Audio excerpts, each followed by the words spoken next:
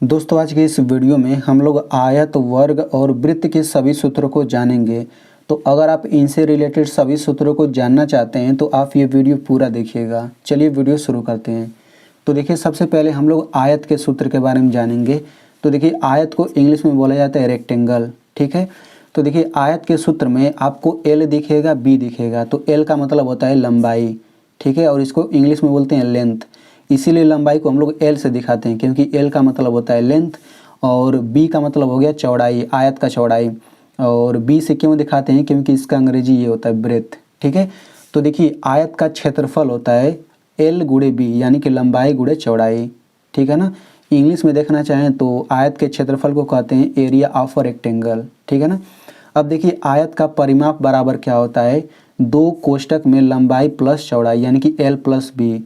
English में क्या बोलेंगे आयत के परिमाप को, पेरीमीटर ऑफ अ रेक्टेंगल, ठीक है ना। अब देखिए आयत के बिकौड़ की लंबाई बराबर क्या होता है, यानी कि आयत के बिकौड़ की लंबाई अगर आप निकालना चाहते हैं तो आप लोग इसी सूत्र से निकाल सकते हैं। क्या होता है सूत्र, रूट में L square plus B square, यानी कि लंबाई का स्क्वायर प्लस चौड़ाई का स्क्वायर, ठीक है ना। तो इसका अंग्रेजी आप लोग देख लीजिएगा। चलिए अब हम लोग वर्ग के सूत्र को जान लेते हैं। तो देखिए वर्ग को हम लोग इंग्लिश में बोलते हैं स्क्वायर, ठीक है ना। वर्ग को इंग्लिश में क्या बोलते हैं, स्क्वायर। अब देखिए वर्ग के सूत्र में ए आता है, ए का मतलब होता है भुजा की लंबाई। अब देखिए ए का कोई फुल फॉर्म नहीं होता है, ये केवल वैसे ही ए से दिखा दिया जाता है। तो भुजा की लंबाई को इंग्लिश में क्या बोलते हैं, लेंथ ऑफ अ साइड, यानी कि वर्ग की भुजा की लंबाई को हम लोग ए से दिखाते हैं, ठीक है। तो सबसे पहले हम यहाँ पे आ जाते हैं क्षेत्रफल वाले सूत्र पर। तो वर्ग के क्षेत्रफल का सूत्र होता है ए का स्क्वायर, यानी कि भुजा की लंबाई का स्क्वायर, ठीक है ना। इंग्लिश में क्या बोलेंगे, एरिया ऑफ अ स्क्वायर। अच्छा देखिए स्क्वायर का मतलब एक ये वाला स्क्वायर है, देखिए ये चारों भुजा बराबर रहेगा, चारों को 90 अंश कराएगा, इसको भी हम स्क्वायर कहते हैं।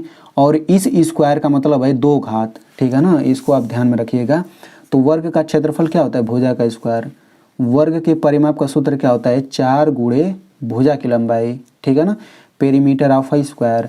वर्ग के बिकौड़ की लंबाई का सूत्र क्या होता है, √2 इंटू भुजा की लंबाई, ठीक है। अब हम लोग यहाँ पे अब वृत्त के सूत्र को जान लेते हैं। तो वृत्त को अंग्रेजी में क्या बोलते हैं, इसको बोलते हैं सर्कल।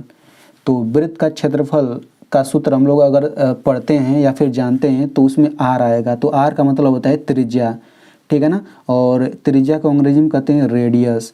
तो इसको रेडियस बोला जाता है त्रिज्या को, इसलिए इसको आर से दिखाया जाता है। और यहाँ पे इसको बोलते हैं पाई, और ये कोई संख्या होता है। पाई बराबर होता है 22/7, यानी कि जब भी सवाल लगाएंगे तो पाई की जगह पे 22/7 ही रखते हैं, ठीक है। तो वृत्त के क्षेत्रफल का सूत्र क्या होता है, पाई आर स्क्वायर। और वृत्त की परिधि का सूत्र क्या होता है, 2 पाई आर।